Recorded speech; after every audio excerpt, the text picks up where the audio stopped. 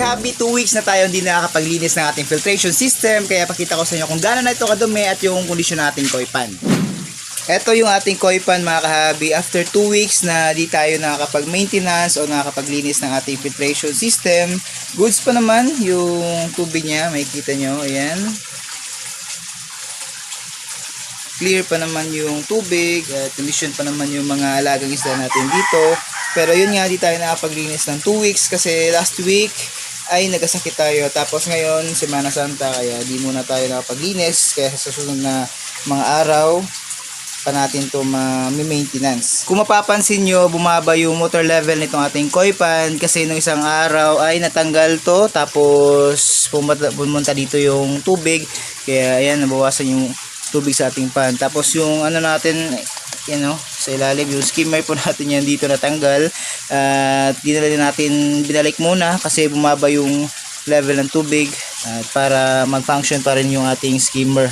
Kaya yan lang po muna yung ginawa natin. Yung mga alagang isda natin dito, goods naman sila at ina-enjoy nila itong napaka-warm na temperature natin ngayon. At kaya meron tayong ganyan, tapos meron pa tayong pump para di tayo maubusan ng dissolved oxygen para di mahirapang lumangoy or huminga itong mga alagang isda natin. Minsan kasi pag sobrang init, bumababa yung dissolved oxygen ng ating pan, kaya yung mga koi natin nagpa-park dyan sa ilalim at di na lumalangoy. Kaya napaka effective ng mga diffuser na ganito, tapos mga pump na para pandagdag ng dissolved oxygen ng ating pan. Kaya make sure na meron po kayo niyan, lalo na sa tag-init or napaka-init na weather.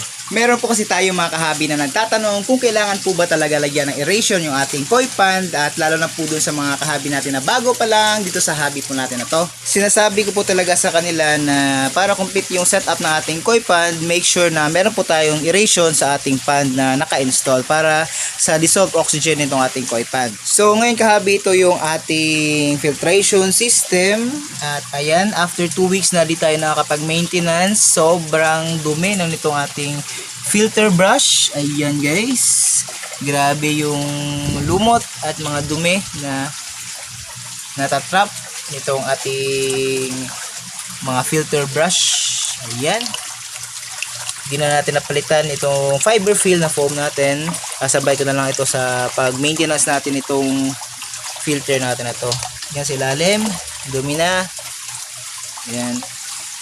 So ganito ka-effective yung ating ginawang DIY na setup. Kahit ganito lang to, ref tab, ay nagagawa naman niya yung main purpose niya, which is to filter yung mga malalaking dumi, yung mga solid waste ng ating koi pan. Kagaya na lang din itong mga lumot ng mga dumi po na yan. Imagine kung wala tayong mechanical filter at babalik lang yan dun sa ating koi pan, siguradong tataas yung ammonia, pwede magkasakit yung mga alaga nating koi at yun, pwede silang mamatay. Kaya napaka-importante ng filtration system guys.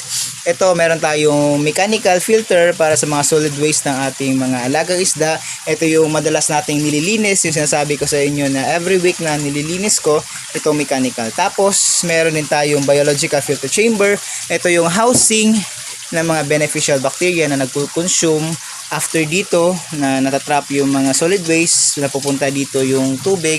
Kita nyo, yan, malinis na yung pumapasok na tubig dito papunta sa ating biological filter chamber, kasi dito naman kinukonsume ng mga beneficial bacteria na nag-housing dun sa ating mga biological filter media, at kinukonsume nila yung harmful na mga ammonia na nakasasama sa ating mga alagang koi, para pagbalik dito sa ating koi pan, malinis na yung tubig at wala na yung mga harmful chemicals na nakakasama sa ating mga alagang koi. Kaya doon sa mga kahabi natin na nagtatanong kung kailangan po ba talaga lagyan ng filtration, kailangan po talaga kahabi, lalo na pag koi po yung inaalagaan ninyo. Madami kasi yung dumi nitong ating mga alagang koi, tapos ang lalaki pa ng mga poop nila, kaya kailangan talagang i-filter yung tubig. Imagine mo yan kahabi, 2 weeks pa lang tayo hindi nakapag-maintenance nitong ating pan. Sobrang dami na ng dumi nitong ating filter. Kaya malinis yung ating pan dahil nasasala talaga nito yung mga dumi sa ating pan, which is yun naman talaga yung purpose ng filtration system, para mapanatiling malinis, crystal clear at maganda yung quality ng ating tubig para sa ating mga alagang isda. Kaya yan, kita nyo, after 2 weeks na di pa tayo nakakapag-maintenance. Ang ganda pa ng ating tubig. Yan, wala kayo makikita ang dumi dyan sa ilalim ng mga poop nila kasi naihigop talaga nitong ating system ng pump, ng skimmer, ng bottom drain na sinat up natin. Kahit pump feed siya, di siya naka bottom drain, pero nakakuha pa din niya yung mga dumi na nasa ilalim at nasa surface ng pan. Kaya kita nyo, clear yung ating tubig at healthy yung mga alagang isda. Isa kasi sa mapapansin natin kung healthy yung mga koi natin ay palagi silang lumalangoy, di sila nagsistay sa isang corner ng ating pond at active sila. Yan, lalo na pag may mga tao. Yan, kagaya nito. Yan. So mapapansin natin na healthy yung mga alaga natin. Sa mga kahabi natin na napapanood dito sa ating FB page, sa mga nagtatanong sa atin kung meron po ba tayong complete setup nitong paggawa natin ng ating koi pond or nitong ating filtration system, punta po kayo dito sa ating YouTube channel guys. Dito po yung mga video tutorial natin na complete setup kung paano natin ginawa itong lahat ng nakikita nyo dito, mga DIY natin, from dyan sa mga spillway na yan, dyan sa piping nitong ating pond, or dito sa mga skimmer, dito sa ating yan, filtration. Meron po ito lahat kung paano natin ito ginawa dito sa ating YouTube channel. Pwede nyo pong i-check at baka makatulong din po sa inyo. May mga iba po tayong setup dyan kung paano natin ginawa yung may bottom drain setup tayo. Tapos eto, kung gusto nyo ng ganitong klaseng pond or ganyan kasi na filtration system, yung dalawang drum, meron po tayong mga complete video tutorial nyan. Ayan, kita nyo yung tubig natin dyan, malinis din, kaya effective po yung setup natin. At eto, above, yan, above the ground siya, kung ganyan na setup yung applicable sa area nyo. Meron po tayo yung mga complete video dito sa ating YouTube channel. Kaya kung nakikita mo ito sa FB page natin, punta po kayo sa ating YT channel para din na kayo mag-hook ng madami videos. Nandun po yung mga complete video natin kung paano natin ito sinet up. At sa mga nagtatanong ng ating water pump na gamit, ito po ay Pereha PB12000. Tapos 3 modes po ito kahabi. Meron po siyang 1, 2, 3. First is 50, 60, 70 watts. Ito, 10,000 liters per hour. 50 watts, 11,000 liters per hour, 60 watts. Tapos 12,000 liters per hour, yung 70 watts. So nakaset lang itong Pereha natin sa 60 watts, which is 11,000 liters per hour.